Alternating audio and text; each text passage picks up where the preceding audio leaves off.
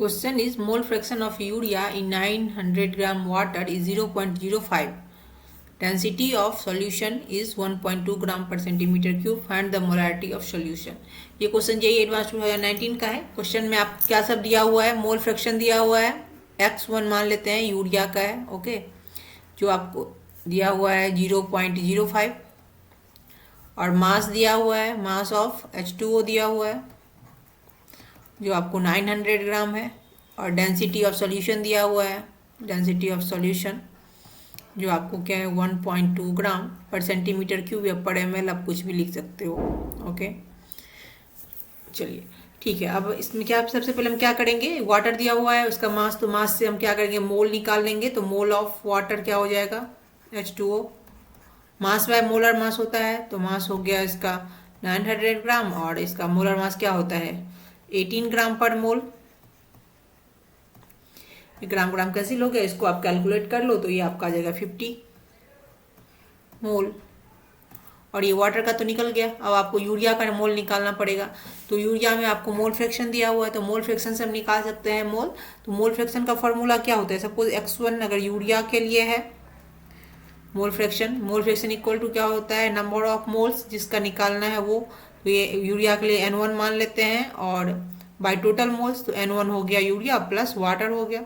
तो वाटर के लिए N2 मान लेते हैं, तो N2 वाटर का हो गया, ये H2O का. ओके, और N1 किसके लिए है, यूरिया के लिए. ओके, देन आपको ये दिया हुआ है mole fraction 0.05 equal to N1 plus water का कितना मोल निकला है 50 मोल.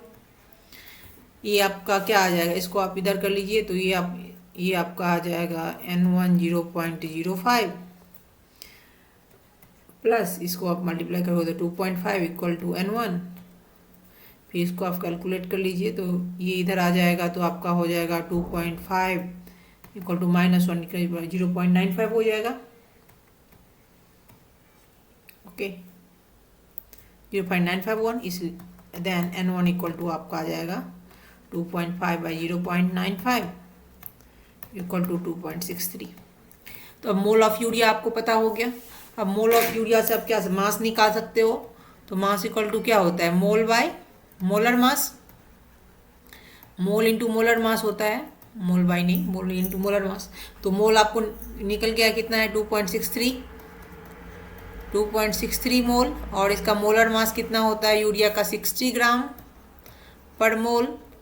तो यह मोल से मोल कैंसिल हो जाएगा और इसको आप कैलकुलेट कर लो, तो ये आपका आ जाएगा 157.8 ग्राम. तो अब मास ऑफ यूरिया आ गया और मास ऑफ वाटर आपको पता है, तो मास ऑफ सॉल्यूशन आप निकाल सकते हो. तो मास ऑफ सॉल्यूशन क्या हो जाएगा, दोनों को ऐड कर देंगे, 157.8 प्लस 900, दोनों ग्राम में ही है. तो ये आपका आ जाएगा 1057.8 ग्राम. ये क्या आ गया आपका, मास ऑफ सॉल्यूशन आ गया. अब मास ऑफ सॉल्यूशन पता है तो आप वॉल्यूम निकाल सकते हो, क्योंकि डेंसिटी दिया हुआ है. तो अब डेंसिटी इक्वल टू क्या होता है, मास बाय वॉल्यूम. तो वॉल्यूम इक्वल टू क्या हो जाएगा, मास बाय डेंसिटी.